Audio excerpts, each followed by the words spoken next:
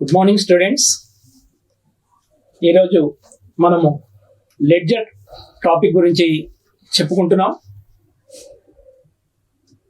గతంలో మనము journal entries నేర్చుకున్నాము. దాని తర్వాత సెకండ్ చాప్టర్ మనకి లెడ్జర్. ఈ లెడ్జర్ మీనింగ్ ఏంటి అంటే, ledger is a book in which all accounts, that is real account, personal accounts and nominal accounts are maintained. Ledger is also called book of secondary entry. దీన్ని secondary entry అంటున్నాం. మరి first entry దేంట్లో ఇస్తున్నాం మనం అంటే జర్నల్లో మనం ఎప్పుడైతే daily ట్రాన్సాక్షన్స్ని మనం జర్నల్ బుక్లో ఎంట్రీ చేసుకుంటాం, దాని తర్వాత మనము లెడ్జర్ పోస్టింగ్ ఇస్తాం. ఈ చాప్టర్ మనం ఇప్పుడు నేర్చుకునేది లెడ్జర్. ఇది మనకి ఎగ్జామినేషన్ పాయింట్ ఆఫ్ వ్యూలో 5 మార్క్స్ వస్తుంది. ఈ క్వశ్చన్ 5 మార్క్స్ కంపల్సరీ క్వశ్చన్ ఉంటుంది. జాగ్రత్తగా నేర్చుకోండి. దీన్ని మరి ఎప్పుడైతే సెకండరీ ఎంట్రీ అంటున్నాం, ఫస్ట్ ఎంట్రీ మనం ఎప్పుడైతే జర్నల్ ఎంట్రీ చేసుకున్నామో దాని నుండి మనం లెడ్జర్ని ప్రిపేర్ చేస్తున్నాం. ఈ లెడ్జర్ మనం ఎందుకు ప్రిపేర్ చేస్తున్నాం అంటే, మనకి జర్నల్ ఎంట్రీస్ ఎప్పుడైతే మనం రాసుకుంటున్నామో, జర్నల్ ఎంట్రీస్లో ప్రతిరోజు జరిగే ట్రాన్సాక్షన్స్ అన్నిటిని కూడా మనం బుక్లో డైలీగా రాసుకుంటున్నాం. అంటే అప్పుడు ఒక 1 మంత్ రాసుకుంటున్నాం అనుకోండి, January 1st నుండి January 31st వరకు మనము జర్నల్ ఎంట్రీస్ అన్ని కూడా రాసుకున్నాం. ఈ జర్నల్ ఎంట్రీస్లో మన కంపెనీలో కానీ మన ఆఫీస్లో కానీ ఎలాంటి ట్రాన్సాక్షన్స్ అయితే జరుగుతున్నాయో వాటిని అన్నిటిని కూడా మనము జర్నల్లో ప్రిపేర్ చేసుకుంటున్నాం.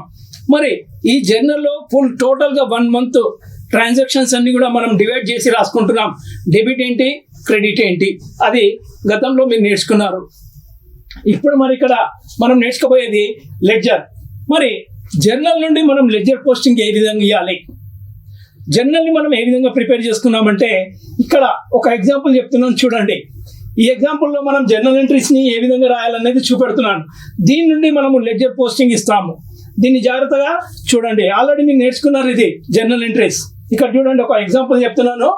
Journalise the following and post them into their respective accounts in the ledger. ముందు జర్నల్ ఎంట్రీస్ రాయమంటున్నాడు, దాని తర్వాత లెడ్జర్ అకౌంట్ని ప్రిపేర్ చేయమంటున్నాడు. ఎందుకు లెడ్జర్ అకౌంట్ని ప్రిపేర్ చేస్తున్నాం మనం అంటే, ఇక్కడ ఒక అకౌంట్ యొక్క నెట్ బ్యాలెన్స్ ఎంత అవుతుంది, ఎంత చూపెడుతుంది అనేది మనకు లెడ్జర్ చూపెడుతుంది. ఇప్పుడు మనము ఎప్పుడైతే జర్నల్ ఎంట్రీస్ రాసుకుంటే మనకి ఇక్కడ ఏ అకౌంట్ యొక్క బ్యాలెన్స్ కూడా చూపెట్టదు. కాబట్టి మనం ఎప్పుడైతే లెడ్జర్ని ప్రిపేర్ చేస్తున్నామో లెడ్జర్లో మనకు నెట్ బ్యాలెన్స్ ఎంత ఉంది అనేది చూపెడుతుంది. For example cash. ఇప్పుడు బిజినెస్లోకి క్యాష్ వచ్చింది. ఇక్కడ ఏమంటున్నాడు, Ramesh commenced business with ₹25,000. Ramesh అనే ప్రొప్రైటర్ బిజినెస్లోకి ₹25,000 క్యాష్ ఇన్వెస్ట్మెంట్ చేశాడు. మరి ఎప్పుడైతే మనకు 25,000 వచ్చింది, దాని నుండి ఇక్కడ ఏం చేశాడు, January 10 purchase office furniture for cash ₹10,000. అంటే 25,000లోకి వెళ్ళి ₹10,000 పెట్టి ఫర్నిచర్ పర్చేజ్ చేశాడు. అంటే రిమైనింగ్ క్యాష్ మన దగ్గర ఎంత ఉంది అంటే ఓన్లీ 15,000. అంటే 25,000 మనకు ప్రొప్రైటర్ ఎప్పుడైతే ఇన్వెస్ట్మెంట్ చేస్తున్నాడో కంపెనీకి, దాంట్లో నుండి మనం ఫర్నిచర్ పర్చేజ్ చేస్తాం ఆఫీస్ గురించి. దానికి 10,000 పోతే మన దగ్గర ఉంది remaining 15,000 cash. Next goods purchase on credit from Rao 8,000. ఇది క్రెడిట్లో పర్చేజ్ చేస్తాం, అంటే క్యాష్ ట్రాన్సాక్షన్ కాదు. Next sold goods on credit, ఇది కూడా క్రెడిట్ ట్రాన్సాక్షన్. అంటే ఎప్పుడైతే మనం క్యాష్ మనకు 25,000 వచ్చింది, దాంట్లో మనకి ఎక్స్పెండిచర్ అయింది 10. అంటే ఇక్కడ మనకు మిగిలింది ఎంత అంటే 15,000. దీనివల్ల మనకు తెలియదు. ఎప్పుడైతే మనం లెడ్జర్ని ప్రిపేర్ చేస్తామో, జర్నల్ ఎంట్రీ రాసుకున్న తర్వాత లెడ్జర్ని కనుక ప్రిపేర్ చేస్తే ఆ లెడ్జర్లో మనకు క్యాష్ బ్యాలెన్స్ ఎంత ఉంది అనేది ఫైండ్ అవుట్ అవుతుంది. అదేవిధంగా మరి టోటల్గా 1 మంత్లో 1 టైం పర్చేజ్ చేయం, మనం నంబర్ ఆఫ్ టైమ్స్ మనం పర్చేజ్ చేస్తుంటాం. నంబర్ ఆఫ్ టైమ్స్ పర్చేజ్ చేసినప్పుడు టోటల్గా 1 మంత్లో మనం ఎంత పర్చేజ్ చేసాం లెడ్జర్ చూపెడుతుంది మనకి. అదేవిధంగా మనం గూడ్స్ని సేల్ చేస్తుంటాం. ఎప్పుడైతే మనం 1 మంత్లో టోటల్గా నంబర్ ఆఫ్ టైమ్స్ మనం సేల్ చేస్తుంటాం గూడ్స్ని, నంబర్ ఆఫ్ టైమ్స్ మనం సేల్ చేసినప్పుడు టోటల్గా 1 మంత్లో మనకు ఎంత సేల్ జరిగింది అనేది మనకు ఈ జర్నల్ ఎంట్రీ చూపెట్టదు, ఓన్లీ లెడ్జర్ మాత్రమే చూపెడుతుంది. కాబట్టి లెడ్జర్ అనేది చాలా ముఖ్యమైన బుక్, మనకి చాలా ఇంపార్టెంట్ బుక్. దాన్ని మనం సెకండరీ ఎంట్రీ అంటాము, సెకండరీ బుక్ ఆఫ్ ఎంట్రీ కూడా అనొచ్చు. దీన్ని మనము లెడ్జర్ని ఏ విధంగా పోస్టింగ్ చేయాలనేది చూద్దాం. ముందుగా జర్నల్ ఎంట్రీస్ ఏ విధంగా మనం పోస్ట్ చేస్తున్నాం లాస్ట్ చాప్టర్లో నేర్చుకున్నారు. మళ్ళీ కూడా ఒకసారి మళ్ళీ ఎక్స్ప్లెయిన్ చేస్తున్నాను చూడండి. 2019 January 5th Ramesh commenced business with ₹25,000. దీంట్లో మనం జర్నల్ ఎంట్రీ రాస్తున్నాం. ఫస్ట్ ఇక్కడ 2 ఆస్పెక్ట్స్ని ఫైండ్ అవుట్ చేసుకుంటాం. ఫస్ట్ ఇన్కమింగ్ ఏంటి, అవుట్ గోయింగ్ ఏంటి, దాని ద్వారా మనము జర్నల్ ఎంట్రీ ప్రిపేర్ చేస్తున్నాం. ఇక్కడ క్యాష్ అనేది ఇన్కమింగ్ అయింది కాబట్టి క్యాష్ని డెబిట్ చేస్తున్నాం. మనకి ఇక్కడ అవుట్ గోయింగ్ ఆస్పెక్ట్ ఏం లేదు కాబట్టి ఎవరు మన క్యాష్ ఇచ్చారంటే రమేష్ ద ప్రొపరైటర్. రమేష్ ఎప్పుడైతే మనకు క్యాష్ ఇచ్చాడో రమేష్ ఇక్కడ పర్సనల్ అకౌంట్ కింద ట్రీట్ చేసి రమేష్ని మనము క్రెడిట్లో రాసుకుంటున్నాం. రమేష్ క్యాపిటల్ అకౌంట్ అని రాసుకుంటున్నాం. అంటే cash account debited to Ramesh capital account 25,000. Next second one January 10th purchase of office furniture for cash ₹10,000. మరి మనము ఆఫీస్ ఫర్నిచర్ని పర్చేజ్ చేసాం ఫర్ క్యాష్. అంటే ఇక్కడ ఇన్కమింగ్ ఏముంది, అవుట్ గోయింగ్ ఏముంది. ఇక్కడ సింపుల్, ఇన్కమింగ్ వచ్చి మనకు ఫర్నిచర్, అవుట్ గోయింగ్ వచ్చి క్యాష్. సో ఈ రెండు కూడా రియల్ అకౌంట్, మీరు ఆల్రెడీ నేర్చుకున్నారు. రెండు కూడా రియల్ అకౌంట్ అయినప్పుడు debit what comes in. Real account యొక్క ప్రిన్సిపల్ ఏం చెప్తుంది అంటే debit what comes in, credit what goes out. So ఇక్కడ ఫర్నిచర్ అనేది ఇన్కమింగ్ అయింది కాబట్టి ఫర్నిచర్ని మనం డెబిట్ చేసుకుంటున్నాం. క్యాష్ అనేది అవుట్ గోయింగ్ అయింది కాబట్టి దాన్ని క్రెడిట్ చేస్తున్నాం according to real account principle. Next 12th January goods purchase on credit from Rao ₹8,000. ఎప్పుడైతే మనము గూడ్స్ పర్చేజ్ చేసాం ఆన్ క్రెడిట్లో, పర్చేజ్ అనేది 2 టైప్స్గా జరుగుతుంది.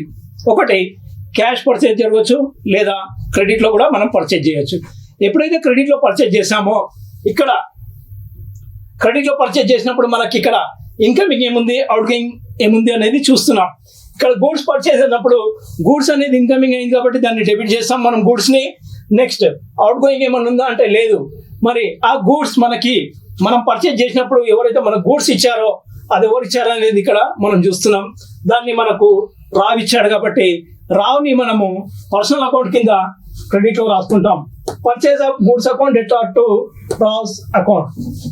Next January 25th sold goods on credit to Ram ₹12,000.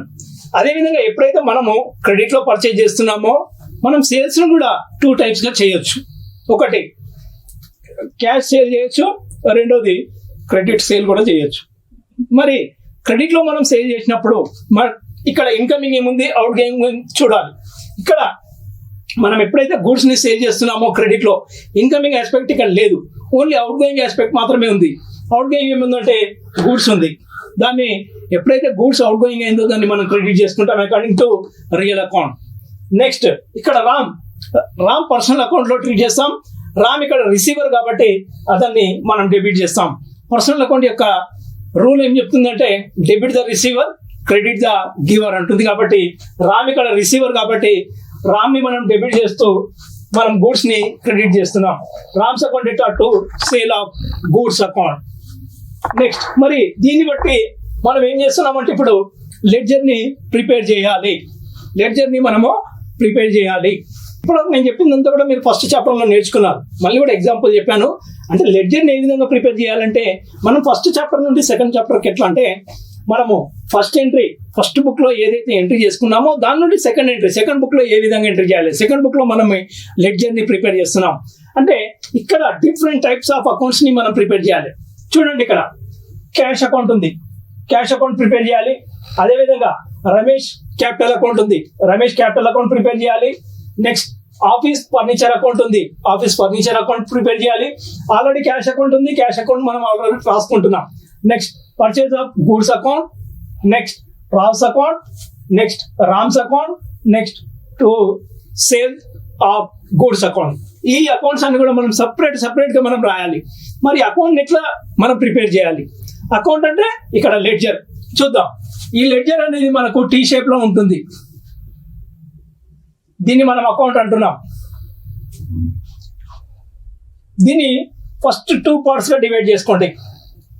ఈ లెఫ్ట్ హ్యాండ్ని డెబిట్గా, రైట్ హ్యాండ్ని క్రెడిట్గా రాయండి.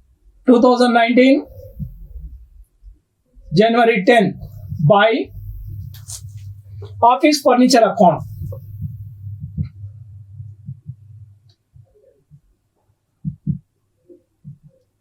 అమౌంట్ వచ్చి 10,000. నెక్స్ట్ సెకండ్ జనరల్ ఎంట్రీ అయిపోయింది. థర్డ్ వన్లో క్యాష్ ఉందా? లేదు. ఫోర్త్ వన్లో ఉందా?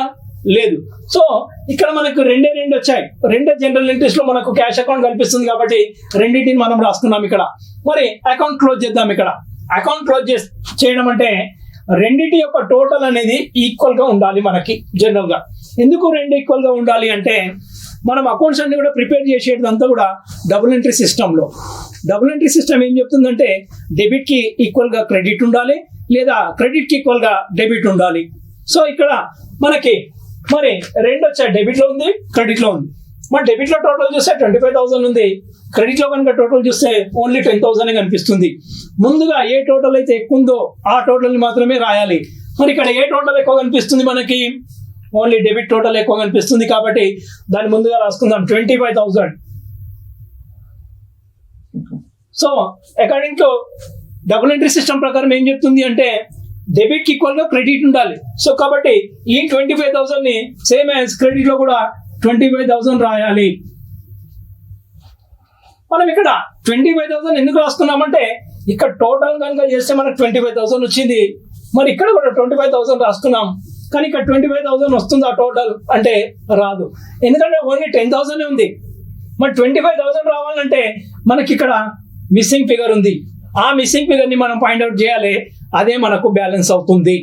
ఈ బ్యాలెన్స్ని మనం ఏ విధంగా ఫైండ్ అవుట్ చేయొచ్చు అంటే ఈ టోటల్ నుండి మనకు వచ్చిన టోటల్ కనుక మైనస్ చేసుకుంటే మనకు వచ్చిన ఏదైతే ఎంట్రీ నుండి మనం పోస్టింగ్ ఇచ్చామో ఆ అమౌంట్ని కనుక మైనస్ చేసుకుంటే వచ్చిన బ్యాలెన్స్ అమౌంటే మనకు నెట్ బ్యాలెన్స్ కింద ట్రీట్ చేసుకుంటాం. ఇక్కడ 25,000లో 10,000 కనుక మైనస్ చేసుకుంటే మనకు మిగిలేది 15,000. నేను ఇంతకుముందు ఓవరాల్గా చెప్పాను 25,000 మనకు రమేష్ క్యాపిటల్ పెట్టినప్పుడు దాంట్లో మనం ఒక ఆఫీస్ ఫర్నిచర్ 10,000 కొన్నాం. మన దాని ఎంత మిగిలిందని ఓవరాల్గా చెప్పుకున్నప్పుడు 15,000 వచ్చింది. అదే 15,000 మనకి ఇక్కడ చూపెడుతుంది. దీన్ని మనము ఏ డేట్ని చేస్తున్నాం లెడ్జర్ అంటే మంత్ ఎండింగ్లో చేస్తాం ఎప్పుడు కూడా. కానీ జనరల్ ఎంట్రీస్ మనము ప్రతిరోజు రాస్తాం 1 మంత్ వరకు. ఈ 1 మంత్ ఎండింగ్లో ఏం చేస్తామంటే లెడ్జర్ని ప్రిపేర్ చేస్తున్నాం. అంటే జనరల్ ఎంట్రీస్లో ఏవైతే మనం అన్ని రాసుకున్నామో వాటిని అన్నిటిని కూడా డిఫరెంట్ అకౌంట్ని మెయింటైన్ చేస్తాం. డిఫరెంట్ అకౌంట్ని లెడ్జర్లో పోస్టింగ్ ఇస్తాం. ఎప్పుడైతే మంత్ ఎండింగ్లో మనం ప్రిపేర్ చేస్తున్నామో మంత్ ఎండింగ్లో మనకు నెట్ బ్యాలెన్స్ ఎంత ఉంది అనేది తెలుస్తుంది. ఇక్కడ మనం క్యాష్ కనుక చూసుకుంటే 15,000 బ్యాలెన్స్ మిగిలింది. అది ఏ డేట్ అంటే జనవరి ఎండింగ్. జనవరిలో మనకు 31 డేస్ ఉంటాయి. సో 31 జనవరి 31 రాసుకున్నాం.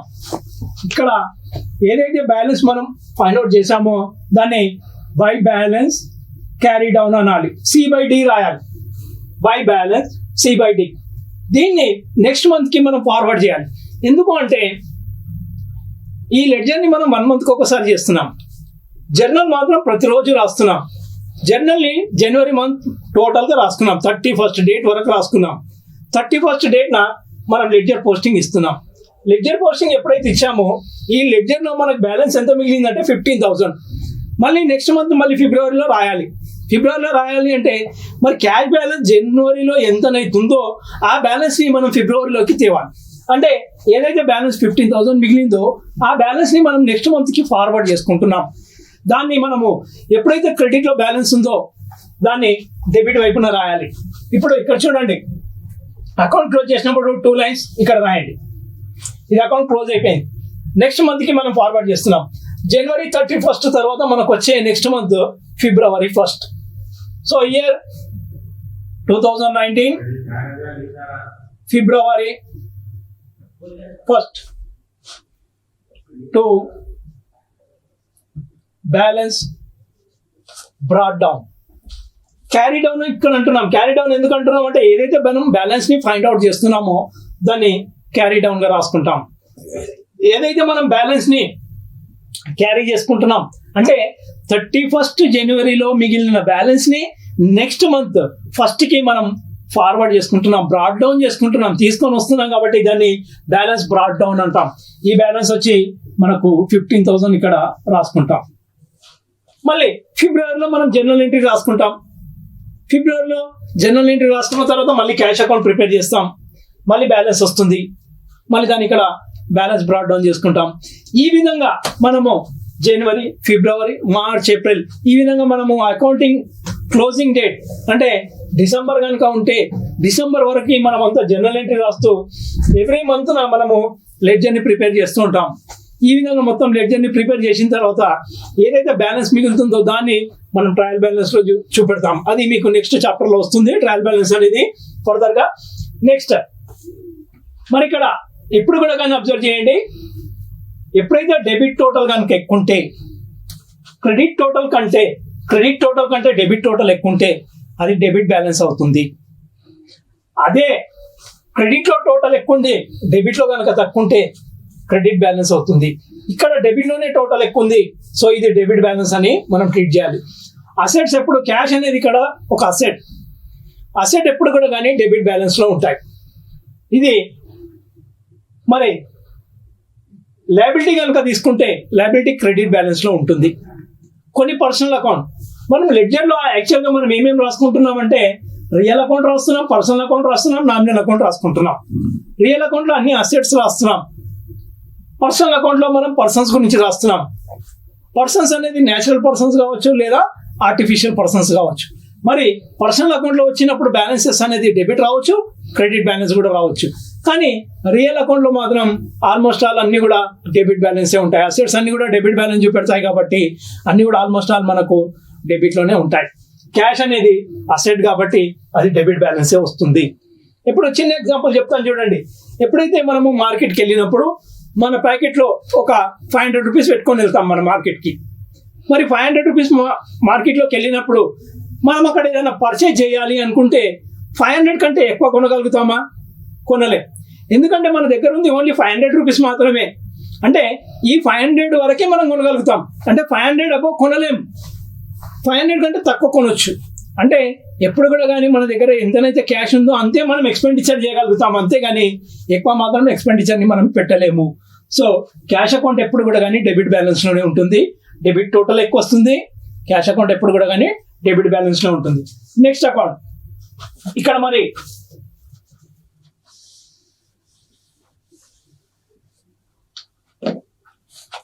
క్యాష్ అకౌంట్ ప్రిపేర్ చేసాం. Next account Ramesh capital account. Ramesh capital అకౌంట్ని ప్రిపేర్ చేద్దాం. సేమ్ మళ్ళీ ఫార్మాట్ గీసుకోండి. చూడండి ఇక్కడ రమేష్ క్యాపిటల్ అకౌంట్ ప్రిపేర్ చేస్తున్నాం.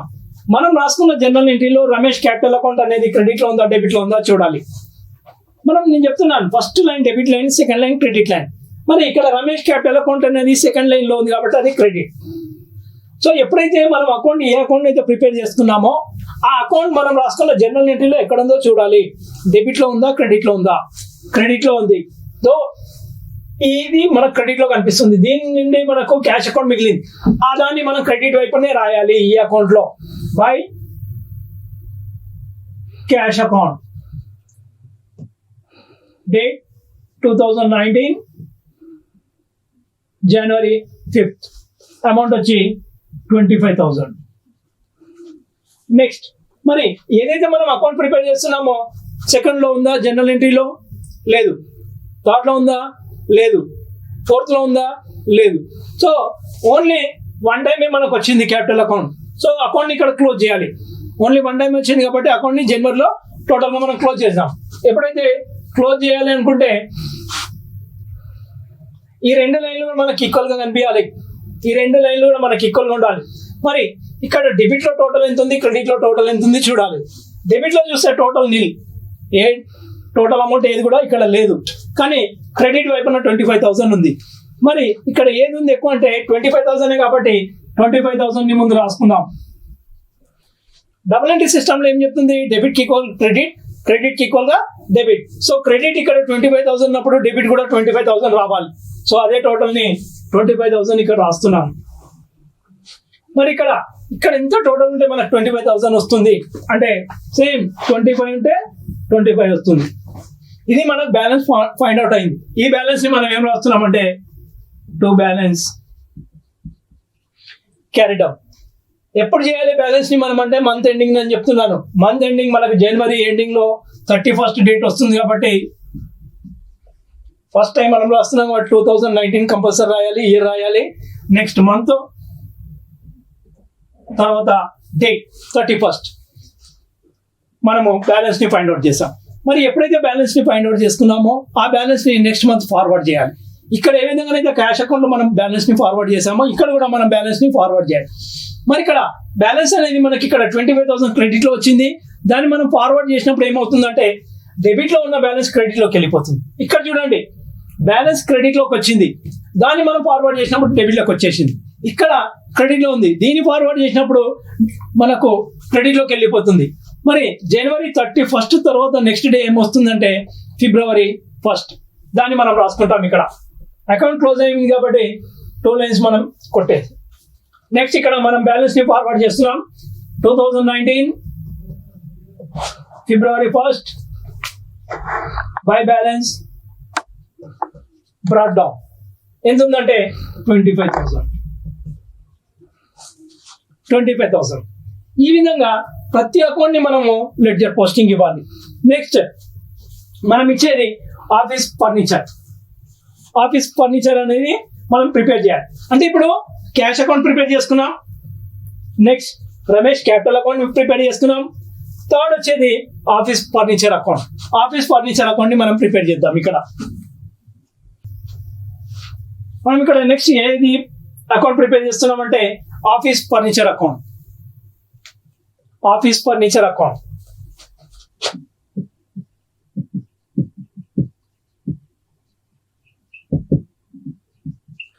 ఫర్నిచర్ అకౌంట్ మనం రాసుకున్న జనరల్ ఎంట్రీలో ఆఫీస్ ఫర్నిచర్ అకౌంట్ డెబిట్ లో ఉందా క్రెడిట్ లో ఉందా అంటే ఫస్ట్ లైన్ డెబిట్ లైన్ కాబట్టి అది డెబిట్ లైన్ లో చూపెడుతుంది, డెబిట్ ఇది.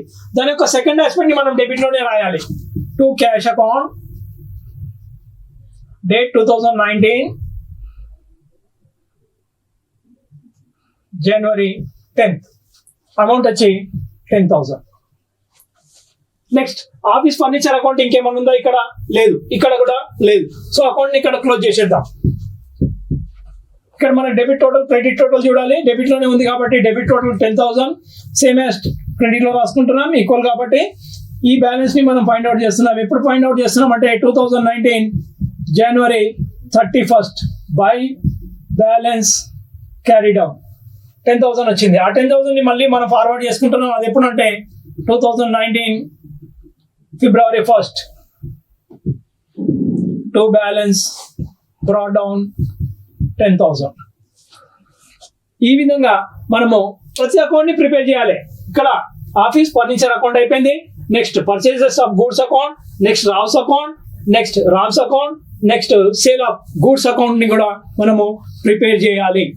ఎందుకంటే లెడ్జర్ ప్రిపేర్ చేసేటప్పుడు వీటిలో ఏవైతే అకౌంట్స్ ఉన్నాయో అన్ని అకౌంట్స్ కూడా మనం ప్రిపేర్ చేస్తాం ఇండివిజువల్ గా. ఎందుకు ప్రిపేర్ చేస్తున్నామంటే మనకు నెట్ బ్యాలెన్స్ ఎంత ఉంది అనేది తెలుసుకోవడానికి మనం ప్రిపేర్ చేస్తున్నాం.